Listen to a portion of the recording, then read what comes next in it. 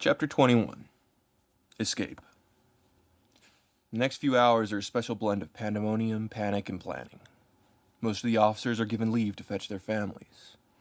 And Chief is able to send out an automated warning via telephone which is set to call every household in town once every 30 minutes to play a recorded message urging citizens to evacuate or find shelter. It's all she can do at such short notice. With the internet having been severed earlier that morning and sunset quickly approaching, they'll soon be overdue for whatever is being planned. She invites Ben, Megan, the professor, and the students to her own bomb shelter first, being that they're citizens and thus top priorities. The professor declines, claiming that he has access to a shelter of his own that would easily house him and all 12 of the students.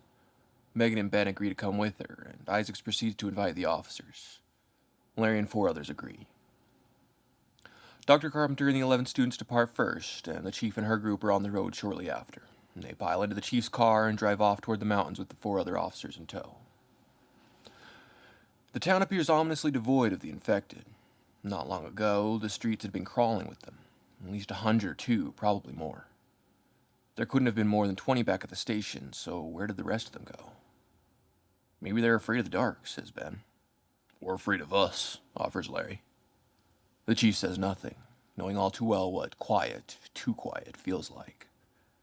She's sure the others feel it too, at least subconsciously, but she knows better than to stoke the flame. They drive on. After a few minutes, something flickers in the woodland beside the road, something red.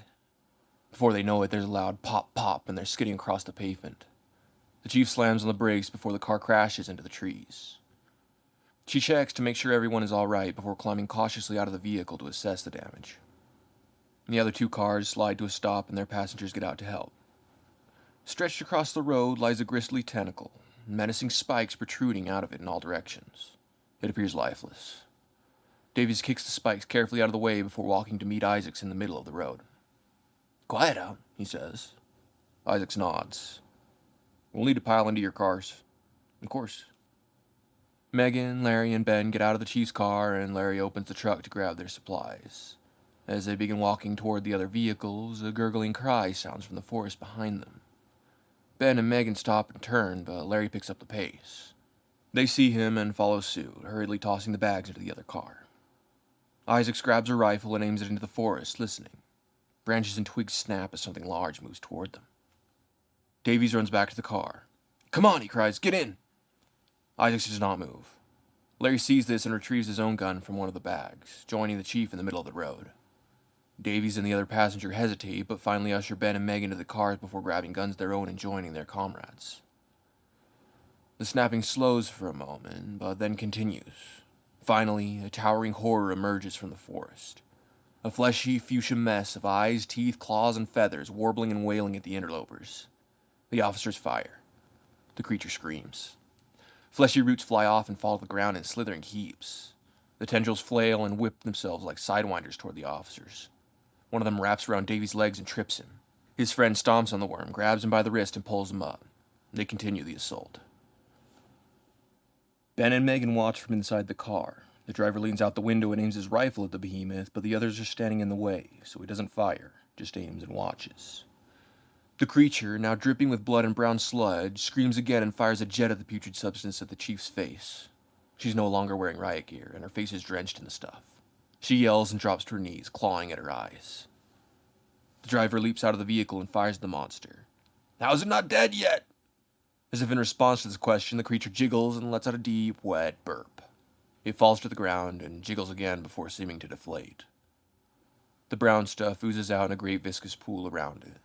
The officers breathe a sigh of relief and then turn to attend to their chief. Her eyes are a bit red and puffy from the sludge, but she's otherwise unharmed. Megan jumps out of the car and runs to meet her. She takes one look at Isaac's face, runs back to the car to retrieve something, then runs to the mammoth corpse on the side of the road. What are you doing? Asks the chief. Megan does not respond. She appears to be collecting samples of the brown sludge, along with some other creature's tissues. The driver approaches her. Hon, I understand you're a scientist, but we have to go right now. Megan ignores him, finishes collecting the samples, and returns to the car, helping Isaacs get into the back seat. Davies and Ben elect to move to the second car, giving the passenger seat to Larry and the back seat to the 2 women. As they slowly drive away, Larry turns to his sister. What were you doing? She looks out the window. Jennifer's going to contract the infection unless we take steps to prevent it. What do you mean? There's no cure. Megan gives him an apologetic look. The infection can be reversed. Larry raises his voice. What do you mean? Palladino, Isaac warns him.